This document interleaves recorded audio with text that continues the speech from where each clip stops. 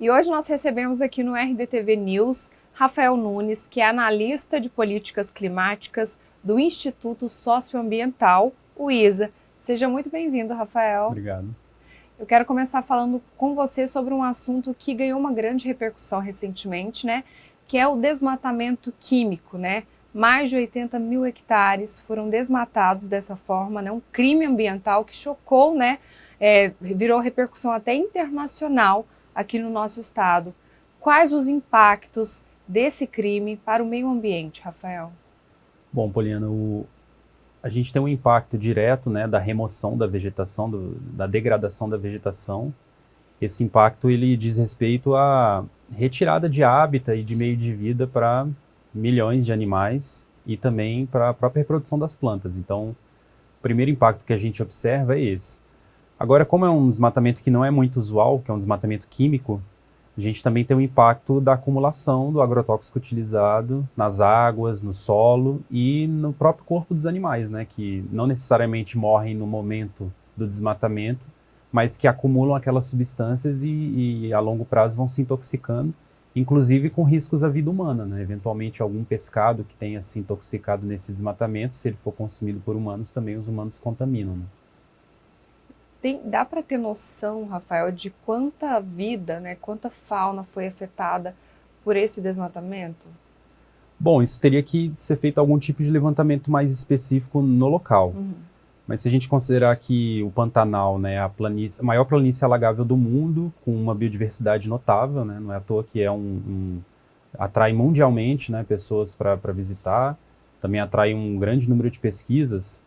E se a gente considerar que em cada hectare a gente encontra praticamente uma infinidade de serviços ambientais, de fauna e de flora, a gente pode confirmar que os impactos são muito grandes, mas ainda não são mensuráveis, até porque esse é um dos maiores danos registrados, né? O maior dano ambiental já registrado na história do Pantanal até hoje, né? Só não é comparável com os incêndios de 2020, mas em termos de desmatamento é o maior desmatamento já registrado. O desmatamento químico, esse que a gente está falando, né, ele foi utilizado o agente laranja, que é um agrotóxico muito agressivo, que foi usado inclusive na Guerra do Vietnã, né, Rafael? Explica pra gente o que de fato é esse desmatamento químico.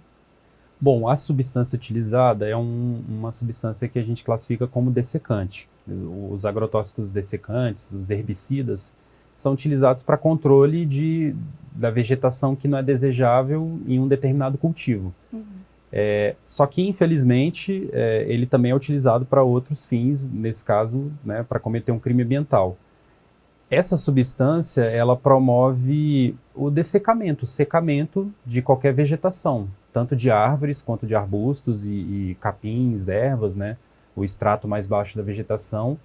E ao longo dos dias que ele vai agindo, ele promove a perda das folhas e a morte das plantas, né? Então, nesse caso, ele foi utilizado para promover a remoção das árvores, das principais árvores, arbustos mais grossos naquela vegetação, para que depois fossem derrubados e ser instalado um pasto.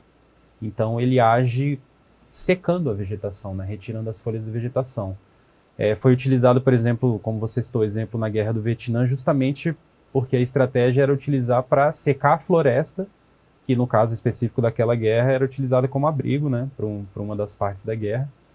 E aqui no caso do Pantanal ele foi utilizado para facilitar a remoção da vegetação. Então, não é a primeira vez que esse agrotóxico é utilizado para esse fim, mas certamente é a vez que foi mais utilizado, né? A maior utilização dele já registrada para esse fim. E a gente fala muito sobre o desmatamento químico, né? Existem outros tipos de desmatamento. Eu acho que agora poucas pessoas tinham conhecimento sobre desmatamento químico, né? Até então a gente sempre pensava naquele desmate, né? Derrubada de árvores, de uma forma mais comum, né? Que a gente vê. E aí quando trouxe, né? Veio à tona essa notícia, muitas pessoas ficaram impactadas, né? Porque existem outras formas de desmatar a natureza, né, Rafael?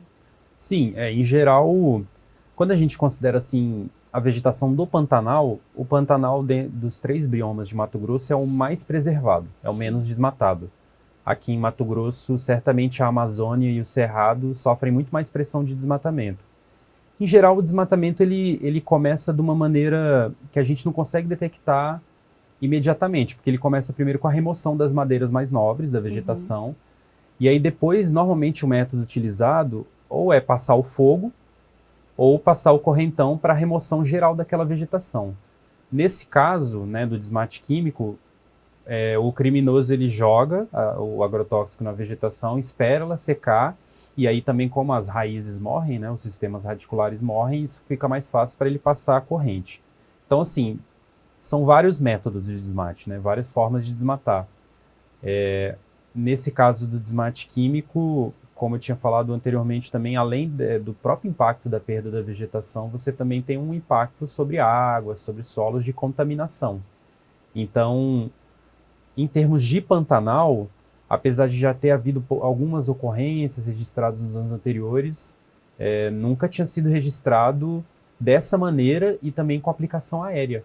Então, além de, né, você promover um desmatamento sem autorização, é um crime ambiental. Você utilizar o agrotóxico de maneira indevida, principalmente no Pantanal, que tem uma lei específica de proteção estadual, é um outro crime. Agora, também, o que agrava é a aplicação aérea. Então, a gente imagina, né, que o Pantanal é um bioma com altas temperaturas, né, principalmente na época em que foi feito, nos últimos 3 anos, também tem a questão do vento, das chuvas. Então, essa aplicação aérea desse agrotóxico, ele agrava ainda mais esse tipo de desmate, porque não se tem controle, né, da onde ele está sendo aplicado. Então, ele vai sendo aplicado pelo avião. Se o vento levar para vegetação próxima, também ela vai ser prejudicada. Do lado da onde foi o desmate é uma estação ecológica, que é a Estação Ecológica de Taiamã, que é uma das mais importantes do Pantanal. E também um outro fato que é importante mencionar é que esse desmate químico também ele prejudica a vida de turistas que estão ali, dos ribeirinhos que fazem a pesca, que fazem o turismo, e eventualmente se ele entrar em contato com algum tipo de roçado, algum tipo de plantação da agricultura familiar, ele também imediatamente destrói, né, esse tipo de vegetação. Então, é um crime ambiental com vários agravantes e feito de uma forma que até então nunca havia sido registrada, que é a larga aplicação por avião, né? Inclusive mencionando que o criminoso ele investiu uma quantia bastante alta para desmatar esse tamanho de vegetação, essa quantidade de vegetação. Então também ele se valeu assim da possibilidade de um incentivo financeiro, não, uma capacidade financeira para fazer isso, né? Sim, quando ele deveria estar reflorestando, na verdade, né? Sim, no caso o proprietário que fez isso, né, o Claudeci, ele é um reincidente. Ele já tinha cometido outros crimes ambientais e atualmente ele tem assinado com o Ministério Público um termo de ajustamento de conduta, um TAC, no qual ele é obrigado a recompor parte de uma outra vegetação pantaneira que ele desmatou, que ele degradou próximo do local, e no qual ele foi obrigado também a pagar uma indenização para a sociedade, uma indenização civil, que a gente chama de dano moral ambiental, no qual o degradador ele paga uma compensação à sociedade pela vegetação removida, considerando que essa vegetação ela tem uma importância ambiental para a biodiversidade, mas tem uma importância para a gente também, social, né? Rafael, você falou, né, sobre como esse desmatamento químico pode afetar, né, os ribeirinhos, turistas ali da região do Pantanal, mas e nós que estamos na cidade também podemos ser afetados por esse crime? Certamente. No caso específico, né, da onde foi o desmatamento, o rio já está rio abaixo em relação a Cuiabá. Então a gente não tem o risco de consumir, por exemplo, os agrotóxicos ou subprodutos dos agrotóxicos que tenham eventualmente entrado em contato com a água. Mas esse desmatamento ele favorece o alastramento de incêndios florestais, principalmente agora que a gente vai entrar na época seca, nós já estamos em período de emergência, né, período proibitivo, e certamente esses incêndios ocorrendo em áreas como essa, a fumaça desses incêndios nos prejudica. Se a gente fosse pensar se esse desmatamento fosse realizado rio acima, dessa forma, certamente a gente estaria consumindo essas águas contaminadas. Mas para quem está rio abaixo do desmatamento, pode ter uma possibilidade alta de contaminação, né? Então, nesse caso em específico, a gente sofre um dano indireto, que é um dano climático, né? Que é a possibilidade daquela vegetação pegar fogo mais rápido e a gente ser prejudicado aqui nas cidades com a fumaça da vegetação. Mas também, nesse caso em específico, as pessoas que estão em cidades próximas ou núcleos habitacionais próximos têm várias possibilidades de se prejudicar com isso. E se a gente também for pensar que o Pantanal tem várias formas de bioeconomias, que as pessoas, várias pessoas que moram em Cáceres, em Poconé, em Barão, enfim, outras cidades pantaneiras, elas dependem daquela vegetação, daqueles serviços ambientais, daqueles processos naturais para fazerem a sua renda, né? Para fazerem a sua renda de maneira sustentável. Então, quando você destrói uma vegetação, você está prejudicando isso também, a possibilidade do acesso das pessoas a explorar a natureza de uma maneira sustentável. Sim. Existe uma forma de reparar tudo isso? A gente está falando de mais de 80 mil hectares destruídos, né? A gente já ouviu falar muito sobre os reparos. Como pode ser reparado tudo isso? Com certeza vai ser algo a longo prazo, né, Rafael? A recuperação ambiental daquela área nunca vai ser 100%, ela nunca vai voltar ao estado que ela estava anteriormente. Mas existem maneiras de reparar. A primeira maneira de reparar é cessar o crime ambiental, é a gente fazer com que o crime deixe de ser praticado. Então é importantíssimo que esse criminoso ele tenha retirado a sua capacidade financeira de fazer outros crimes naquela área e nas áreas adjacentes, nas áreas próximas. Então essa é a primeira medida, é a medida número 0, né, fundamental. Agora, dentro daquela própria área, a gente tem que permitir a regeneração natural, que a natureza encontra a sua maneira de, né, promover os processos ecossistêmicos, né, os serviços ambientais. Existe a possibilidade de replantio naquela área de árvores e de exemplares que a gente, em um levantamento, a gente entende que eles foram perdidos. E também é necessário uma reparação para a sociedade, que além daquela reparação da recuperação da área degradada em si, é necessário reparar a sociedade por aquele dano cometido, né? Um dano cível, um dano moral, que no caso pode ser feito incentivando iniciativas de recuperação, educação ambiental, a própria instalação, né, de unidades de conservação, de áreas protegidas. Então a maneira de reparar, existe uma maneira de reparar direta na vegetação por meio de programas de recuperação de áreas degradadas, mas também existe essa possibilidade, e que é prevista em lei, na verdade é uma obrigação legal, de promover e incentivar ações e políticas que falem sobre, que sejam sobre a conservação dos biomas, principalmente do Pantanal. Mais ou menos quanto tempo você acha que levaria para a gente ter novamente aquela floresta de pé? Naquele local do dano, considerando a abrangência, né, e o grande impacto, no mínimo 30 anos, no mínimo. E assim, numa estimativa assim, otimista. Agora, se a gente fosse monitorar, né, desde agora, todos os processos que foram perdidos ali, toda a vegetação, biodiversidade, no mínimo a gente falaria de 30 anos, mas com certeza com uma projeção de 50 anos. Né? Porque diferentemente do desmate tradicional, vamos dizer assim, que é o da remoção com a vegetação com a motosserra, com o fogo e o correntão, a capacidade daquela vegetação se recuperar é ainda menor, por conta do elemento químico.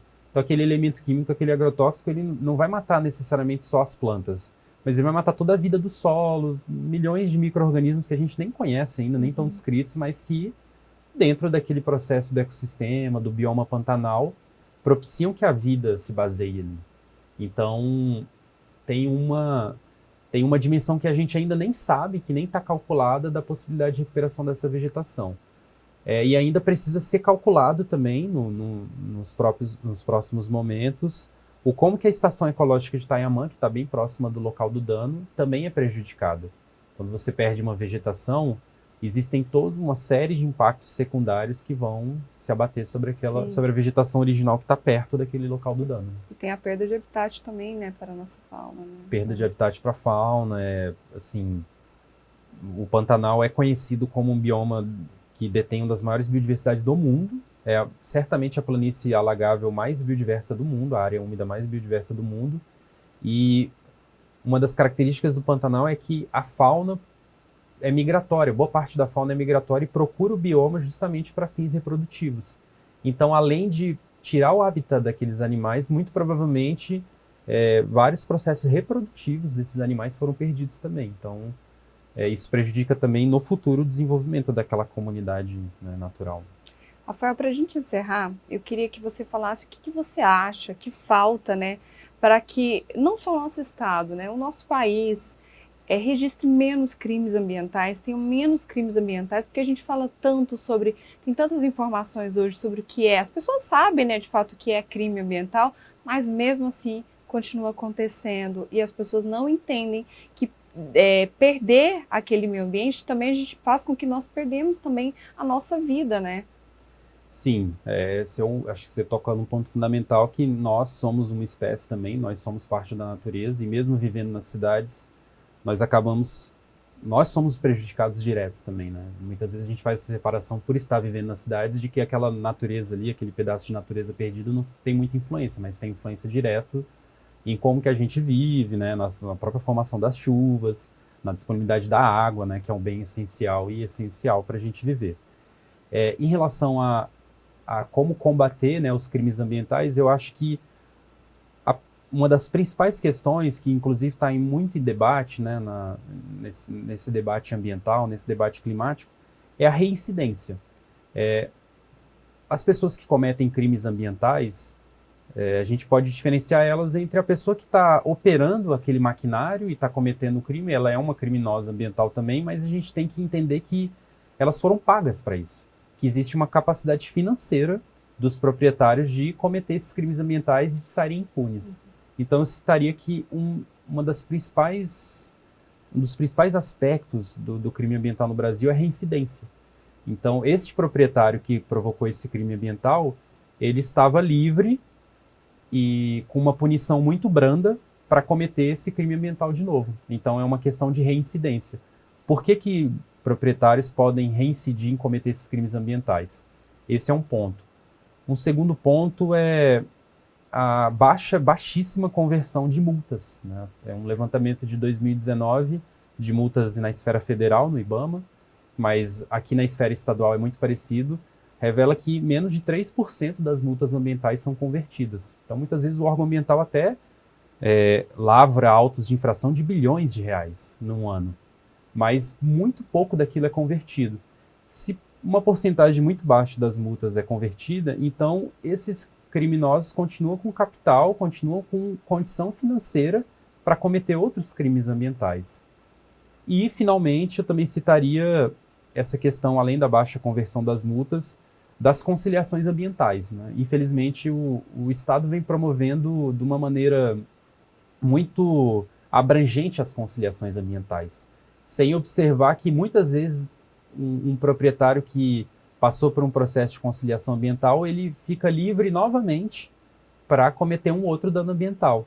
E como o Estado ainda não tem um sistema eficiente de monitoramento de embargos, muitas vezes esses proprietários estão caminhando livre aí entre os biomas, entre as vegetações, para cometer outros danos. Então tanto a questão da conversão das multas, né, que desmobilizaria a capacidade do infrator, mas também essa questão das conciliações ambientais, isso tem que ser revisto, isso tem que ser visto de uma maneira muito cuidadosa, e também a questão dos embargos, né? Enquanto a gente não, por exemplo, embargar os produtos, né, os subprodutos desse desmate, a cadeia econômica relacionada ao crime ambiental vai continuar funcionando. Então, por exemplo, o gado que cresce numa área proveniente de desmatamento ilegal, ele não poderia ser comercializado de acordo com as próprias leis e os regramentos, mas ele é comercializado.